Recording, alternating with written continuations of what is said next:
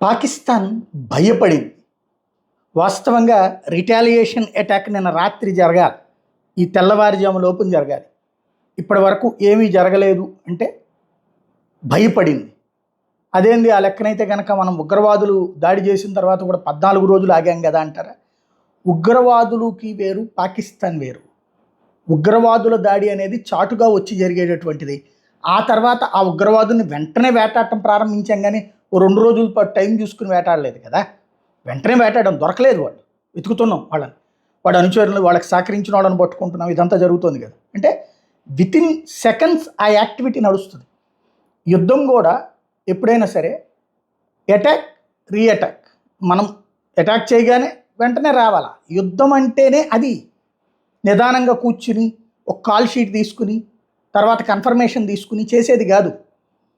వాళ్ళు అందులో మామూలుగా అయితే కనుక సర్ప్రైజ్ ఎలిమెంట్ ఉన్నప్పుడు ఖచ్చితంగా అకస్మాత్తుగా దాడి చేశారు, మాకు తెలియదు అనొచ్చు. కానీ ఈ కాశ్మీర్లో ఉగ్రవాదుల దాడి అప్పటి నుంచి ఏమని చెప్తుంది పాకిస్తాన్? మేము ప్రిపేర్డ్గా ఉన్నాం, అణుబాంబుల దగ్గర ఎట్టుకుని కూర్చున్నాం, లేకపోతే మా దగ్గర చైనా వాడిచ్చినవి ఎన్ని ఉన్నాయి, టర్కీ వాడిచ్చినవి ఎన్ని ఉన్నాయి, అమెరికా వాడిచ్చినవి ఎన్ని ఉన్నాయి, మాతో పెట్టుకుని మేము పాత పాకిస్తాన్ కాదు, మేము ఇరగదీస్తాం, పొడుస్తాం, తుడుస్తాం, భారతదేశాన్ని వచ్చేస్తాం, ఇది చేస్తామని హెచ్చరికలు జారీ చేశారు.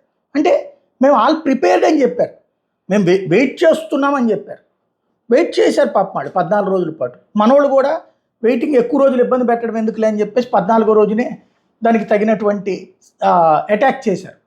అయితే వెంటనే ఏం చేయాలి? రాత్రికి ఒకసారి మనం గతంలో గుర్తుకు తెచ్చుకొని బాలాకోట్ ఇన్సిడెంట్ జరగగానే వెంటనే రియాక్ట్ అయ్యారు కదా, తెల్లారుజామున కల్లా వచ్చేసారు కదా మీదకి.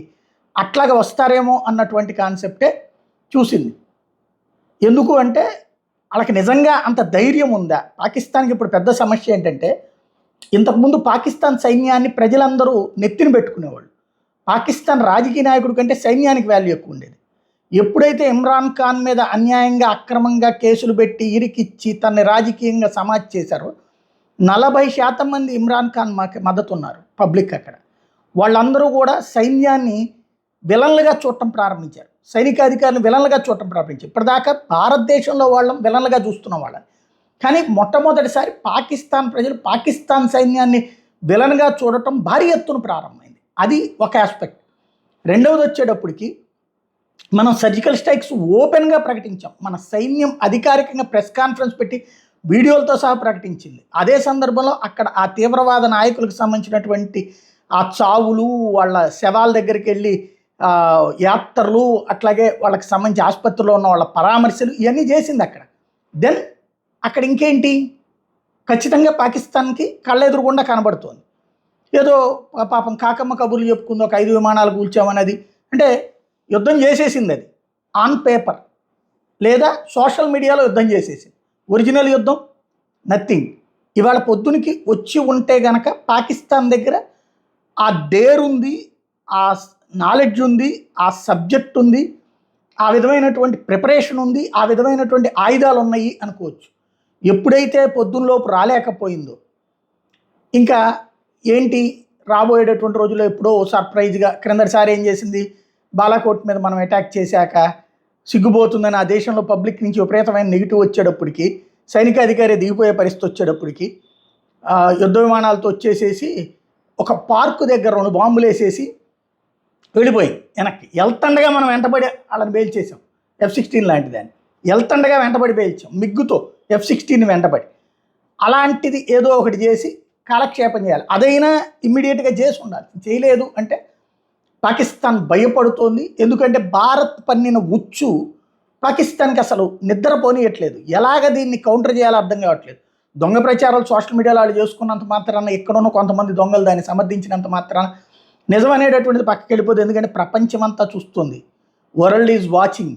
అలాంటి సందర్భంలో దొంగ నాటకాలు వాళ్ళ దేశ ప్రజలు మోసం చేయడానికి పనికి వస్తుంది కానీ మిగతా ప్రపంచానికి కాదు.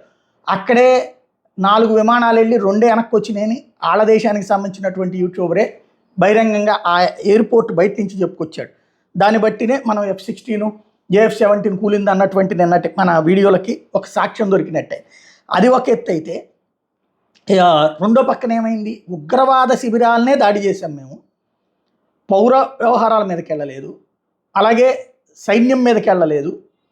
ఇది మా యాక్షన్ ఎనఫ్, ఇంతకు మించి మేము చేయదలుచుకోలేదు, మేము చేసిన లక్ష్యాలు తీవ్రవాదుల్ని మాత్రమే, అది కూడా మాకు హక్కు ఉంది, రిటాలియేషన్ అటాక్ హక్కు ఉంది అని ప్రపంచానికి చెప్పాం, పాకిస్తాన్కి చెప్పి చేసాం.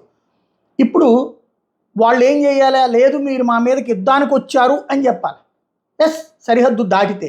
సరిహద్దు దాటలేదు ఈ దఫా, సరిహద్దు యువతల నుంచి మరీ యుద్ధం చేసాం. ఇప్పుడు వాడు సరిహద్దు అవతల నుంచి వాడి దగ్గర ఉన్న యుద్ధ విమానాలతో మన మీదకి అటాక్ చేయాలి. అంత సీన్ వాడి దగ్గర లేదు. అక్కడ వాడు అట్లనే మిస్సైల్ పెట్టగానే మన దగ్గర ఉన్న ఎయిర్ డిఫెన్స్ సిస్టమ్తో వాడి మిస్సైల్తో వాడి విమానాలు ఎక్కువ వెళ్తాయి. కొంత మనకు కూడా డ్యామేజ్ ఉంటుంది, కొలెటరల్ డ్యామేజ్ ఉంటుంది, బట్ మనం ప్రిపేర్డ్గా ఉన్నాం. కాబట్టి ఇప్పుడు వాడికి ఏం చెయ్యాలో అర్థం కాక సతమతమవుతున్నాడు. ఒకటి, వాళ్ళ దేశ ప్రజల్ని సంతృప్తిపరచాలా, at the same time Bharat లాంటి దేశంతో తగవు పెట్టుకుంటే కర్రకి కత్తి, కత్తికి తుపాకీ చేత్తో తీసుకునేటటువంటి శక్తివంతమైనటువంటి దేశం. అనవసరంగా ఏదో తీవ్రవాదాలతో పంపించి అటాక్ లాంటివి అయితే కనుక అమాయకులను చంపేయచ్చు, బట్ సైన్యంతో యుద్ధం అంటే ఆషామాషి కాదు. కాబట్టి భయపడి చస్తోంది, లేకపోతే ఈ పాటికి జరిగి ఉండాలి. ఆ భయానికి సాక్ష్యం ఇప్పుడు పాకిస్తాన్ ఏమీ చేయలేకపోవడం, రేపు మాపో ఏదన్నా చేస్తుందేమో చూడాలి.